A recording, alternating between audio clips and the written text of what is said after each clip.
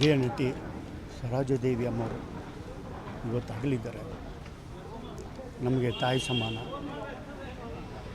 ಅವ್ರನ್ನ ಯಾವಾಗಲೂ ಬಂದು ನೋಡ್ತಾ ಇದ್ದೆ, ಪ್ರೀತಿಯಿಂದ ಬರಮಾಡ್ಕೊತಿದ್ರು.